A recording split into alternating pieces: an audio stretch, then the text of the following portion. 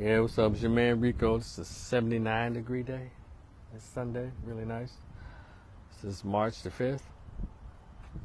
I'm sitting here chilling, checking out the water here. On this area here, just a little lake here by the. Well, it's around a lot of stuff. So, hey yo, so I want to share some things with y'all. We'll just have a conversation about something that happened, I guess, October 5th, 2022. There was a police murder. I put the link of the story in the description box and on his YouTube. And his my Facebook page, as well as where you can go and check out my book. It's only $10. It's called The Greatest Pain Ever Felt. The link is there as well. Check in the description box, and it's in PDF format. So if you hit me up on the Cash App or the PayPal, please send an email address so I can email you a copy of my short story. It's called The Greatest Pain Ever Felt, Conversation with an Absent Biological Father Who Never Wanted to Be Found. Okay, I'm not going to make this video long. I just wanted to share my thoughts on it because I found out about this story last week, but it's a story that's been kind of sitting around since October of last year, and really hadn't picked up much steam, but it's still kind of lingering, and people are still trying to get justice for 33-year-old Gershon Freeman. He was a prisoner in the Shelby County Jail, and there are videos out there. I think you go to Action News 5 here in Memphis. In Memphis, it's called Action News 5. Go to their website, and there's at least 3 videos that I was able to watch after I read the story of what happened. I was shown the videos. I'm about to yell at some kids here. I'm walking in this beautiful park. They're throwing rocks at the ducks, and so I'm about to. They're doing probably some weird stuff that we used to do when we were kids, but you know, when you get grown, you get to see how uncool stuff is. And so, but anyway. The video is very disturbing. So this was pre-Tyree Nichols, and here you go again, just like Tyree. Those were 5 black dudes or 6 black officers that beat him to death. And then in the videos, you'll see a completely naked man running. I guess he got away from him. According to the story, they went into his jail cell for some reason, and somehow he got away from them, and I guess he started going across the way. Let me share some of these punks real quick.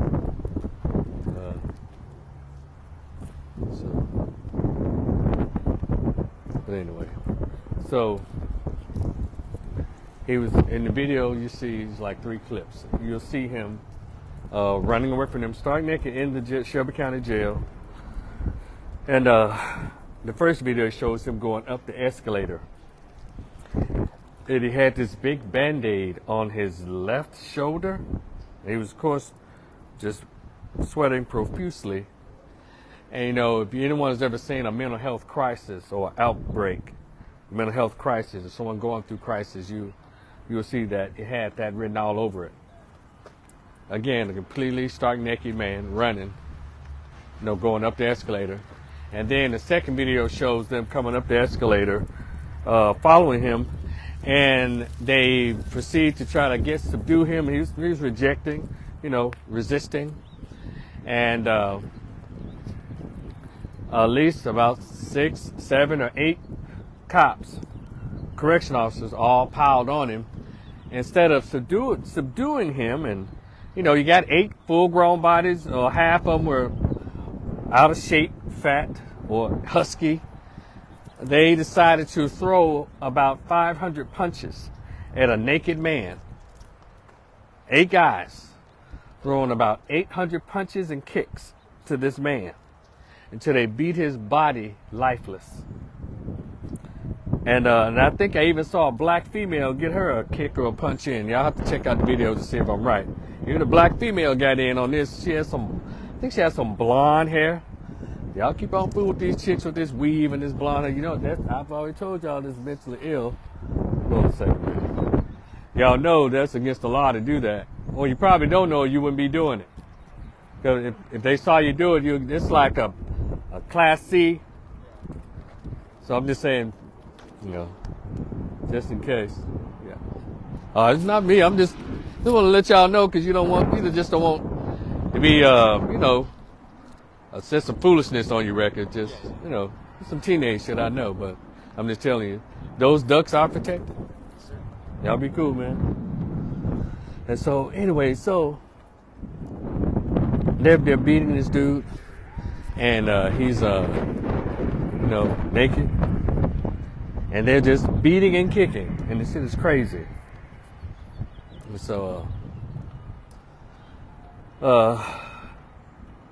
it's hard to watch, just like the Tyree Nichols videos were hard to watch, but we need to see these things so we can know what to do and we can see what's going on. Imagine during back in the days where there was no video, how the police really dogged out citizens, especially black folks, especially black men.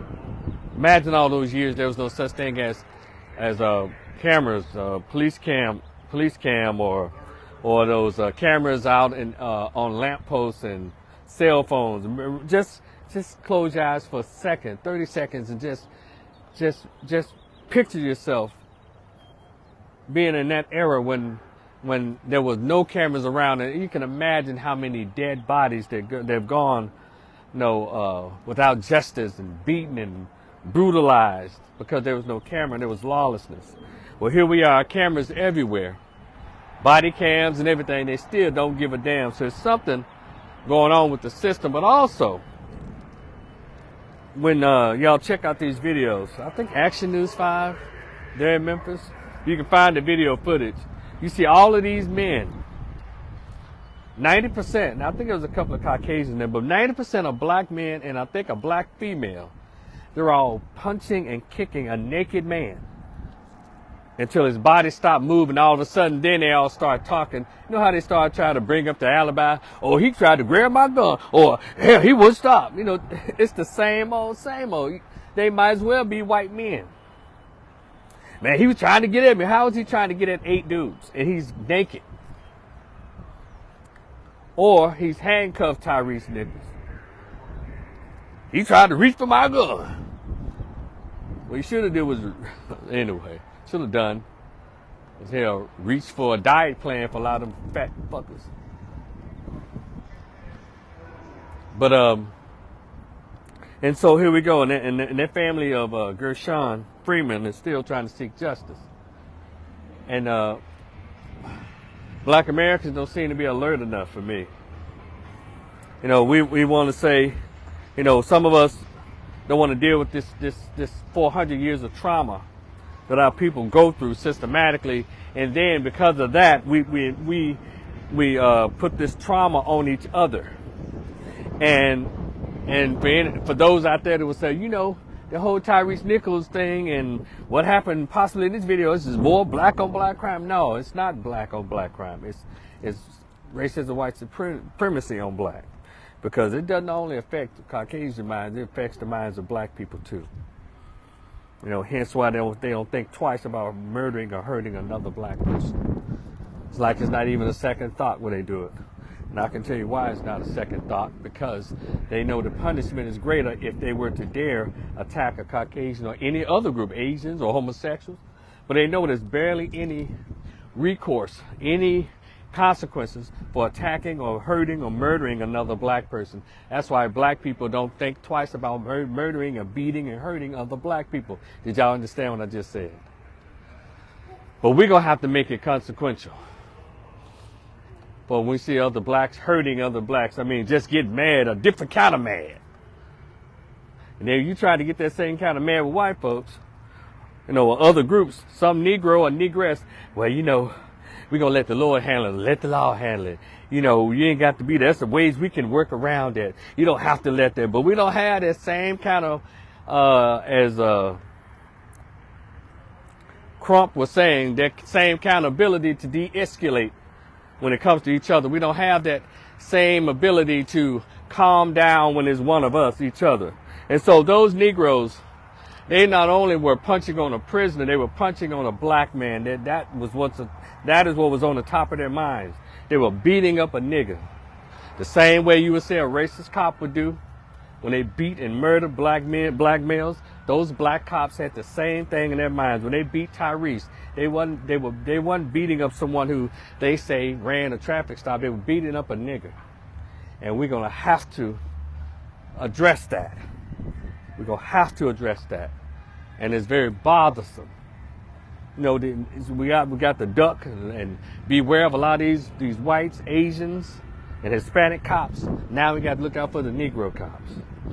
Because it's like they're trying to show the white cops, hey man, we can kick their ass way worse than y'all can. We'll show you how it's done. And we do the same braggadocious talking after you've murdered somebody or beat somebody down and left them in a pool of blood the way they did this brother in the jail, in Shelby County Jail. Memphis, we got a problem. They always say Houston, we have a problem. Now Memphis, we have a problem. You can say it goes to the police chief, fine. But also these cops, there's a mental issue with black people when it comes to how we're living in America. You know, a lot of us, we've done a lot of strange things to cohabitate or to survive in America. But who would have thought that feeding off of your own race, you know, scavenging off of your own race will be a technique used to show yourself approved here in America to the dominant white society? Who would have thought that? Now, I've known a lot of black folks have, you know, a lot of you have married white folks, you've had children with white folks, you've, you know, married Asians and Hispanic, to show white people that, you know, well, I'm not prejudiced, I don't have a problem with all of that. You've done all of this shit. But now you've gone to the point where you're a destroyer of the blacks to show yourself approved. Yeah, I said it. I'll debate anybody about this shit, because I live in reality. I don't care what you say. And it has to stop. And in these governmental systems, we got all these black judges, we got all these black lawyers, we got all these we got everything black, but seems like might as well be white. A lot of relief that we get as black folks seem to come from white folks. The Negroes always said, we need someone to sit at the table. It's good to be at the table. We got a lot of blacks at these tables. You know what they do? They sit there and put the handkerchief around their neck and eat off the plate their damn self. They don't even leave a crumb for the people that they say they're supposed to be representing. So y'all miss me with that bullshit about, it's always good to have a seat at the table. No, you want a seat at the table just for you, motherfucker. So we need to quit lying to each other. Quit playing these games. I think I lost my shades fooling around with y'all. Let me see. Yeah, they're gone. I'll get some more. Yeah, so, yeah, I think yeah. But anyway. So, that was awful. And there needs to be, and so let me tell y'all something that's very significant though. This happened in the sheriff department, right? And they knew about this. But guess what? People who don't live in Memphis and those who live in Memphis, the current sheriff of those deputies of corrections, he's trying to run for mayor of Memphis. Floyd Bonner, you slick son of a bitch, you knew this was coming out, so you're going to try to leave. You're going to try to get a hold of political office inside the city of Memphis. Because I think you knew that this is going to come out, so you trying to leave. And by the way, y'all, Floyd Bonner also has a lot of white donors who trying to push him to become the mayor of Memphis. And it's very, very strange, because when I first saw his name up there, I was like, well, why would the Shelby County Sheriff of Memphis want to run for a Memphis city seat? How come he didn't run for Shelby County mayor? That's where he lives. He's the sheriff out there. So now this is coming together. Because if this comes out and it goes up to the top of the sheriff, his ass might get some charges. He's definitely going to be out of a job. So he's trying to do some proactive stuff, be proactive and try to run for mayor of Memphis when he knows that there's some BS going on under his watch in the Shelby County Sheriff's Department and in that jail. So I'm telling you, People love to try to play games with black folks.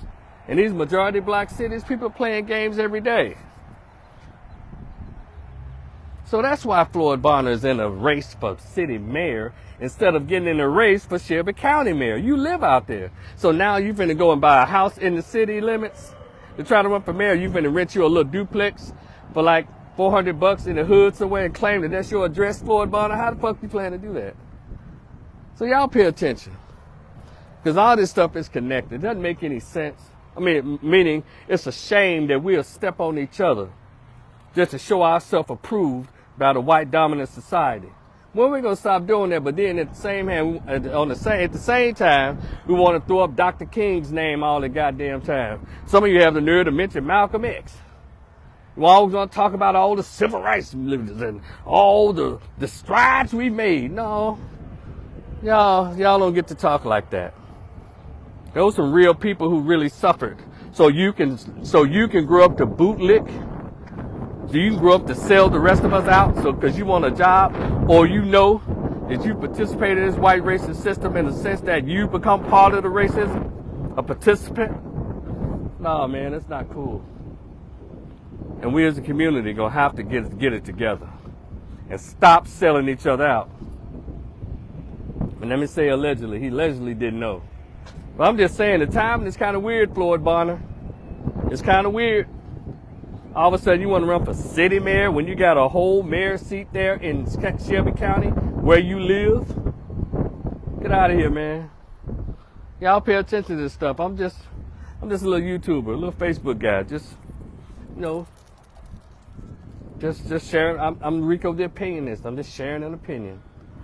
But y'all be cool. Like, share, and subscribe. I'm all over the place. We're going to get it together. We're going to share our thoughts. We're going to act like we got some damn sense. We're going to stop burying our heads in the sand. And we're going to also, you know, if you can, write letters or whatever you need to do to help the family of Gershon Freeman get some justice. Y'all stop waiting around for Ben Crump and Lee Merritt to do all the damn work. We got plenty of black lawyers in Memphis. Plenty. For some reason, they won't make a move. So then when Ben Crump and Lee Merritt start picking up these cases, then y'all want to sit back and talk about them. Well, you know, they ain't no ambulance chasers. That's all they do is wait to try to make money off racism. Well, hell, you get involved too. You got a law degree. Some of you claim you passed the bar. So if you want to see some justice, become a part of it. Stop trying to run straight to corporate America all the damn time, but then you want to get mad about Lee Merritt or Ben Crump. I'm not a huge fan of Ben Crump. My thing is, it doesn't have to be just him and Lee Merritt all the damn time. When all of y'all, more than half of you, got law degrees right there in Memphis and Shelby County. Plenty of black men and women with law degrees. Pass the bar. But you know they'd rather be in Memphis than I learned? They'd rather be executive directors of nonprofits with a goddamn law degree. It is. I'm telling you. If I'm lying, prove it. That's what they'd rather do in Memphis with law degree. These people go to law school all over the country. They come back to Memphis, don't want to do any community work. They'd rather work for FedEx and his nonprofit division. They'd rather work for Boys and Girls Club, Inc. with a goddamn law degree when they could be doing so much more. But when they get to talking about Dr. King and all this blackness, but you got a law degree and all you want to do is be employed as the executive director of Boys and Girls Club. And what else? And some kind of Salvation Army and shit like that with a law degree. No, so let you know a lot of us go to school just for ourselves. And stop playing games. Y'all are liars. Hypocrites. But anyway, that's my hometown. I'll probably move back there one day. I don't know. I know if Judge Joe Brown wins for mayor, I'm telling you, I may move back home. Then I feel confident that there's a man in the mayor's office, not some bought-off bootlick. Because as far as I'm concerned, the only person who needs to be mayor of Memphis is Judge Joe Brown. Anybody else, you finna get more of the same. A bunch of rhetoric. They're going to look past the hood to spend $500 million to somewhere else in the city. Well, folks who don't know how to make any money don't get the benefit. Even, let me tell y'all something how sick Memphis is. They'll have a half a $1 billion contract And barely 20% of the money go to the majority, no, the blacks in that town. That's how sick my hometown is. And I know it's not just Memphis, but I'm talking about my hometown. They got Memphis is like 66% black. They can't even get 35 to 40% in any major contracts that's in the city when it comes to those, the contractors and the builders there. And guess who helped them not to get it? A lot of these black folks who are on the city council, county commission, they direct all their money away from the black contractors. Now, if they know you personally, if you go to their church or you're part of their fraternity or sorority, they'll hook you up. But if you're just, I guess, a regular mere mortal or regular black, nope. And that's how it is in a lot of these major cities that are majority black. These affiliated folks only take care of affiliated folks, and that's not cool. Then you want to talk about Dr. King all goddamn day. So let's try to seek help, support the family of Gershon Freeman. But when y'all see those videos, this is pre-Tyrese Nichols. And I'm going to close by saying this. People always say, well, it's training. They don't need any training. The police officers, be it sheriff deputies, or jailers, or Memphis Police Department, or any police department, wherever you live, they're already sufficiently trained.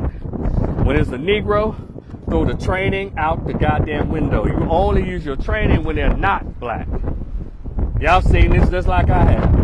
Because my question is, how come whenever you're trying to subdue someone, and the police department has more shit around their belt than Batman? They got the utility belt that got more shit around their waist than Batman. But still, y'all have to resort when it comes to black males. Choking, kicking, punching, stomping, shooting. But now, I want y'all to raise your hand and tell me, how many of y'all seen countless upon countless of videos of naked white men howling that crystal meth, fighting, running from, wrestling with the police, and they never pulled out a stun gun. Well, they pulled out the stun gun, but they'll pull it out their body and keep it moving. But they never pulled their gun out. They never tried to choke them or whatever.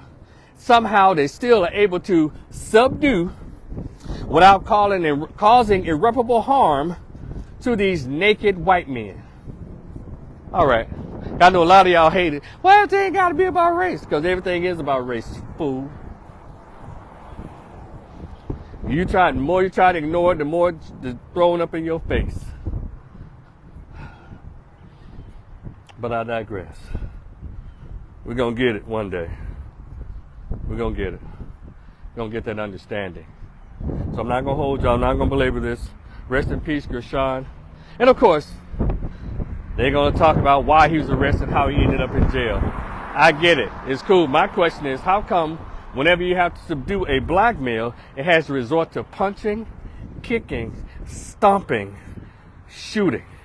And why did it take 8 or 9 damn officers to punch, kick, or stomp a naked man? Sweating. All right. Well, that's my part. This is my little channel. I'm done. Y'all enjoy the rest of your day. We'll talk later. Y'all be cool. Peace.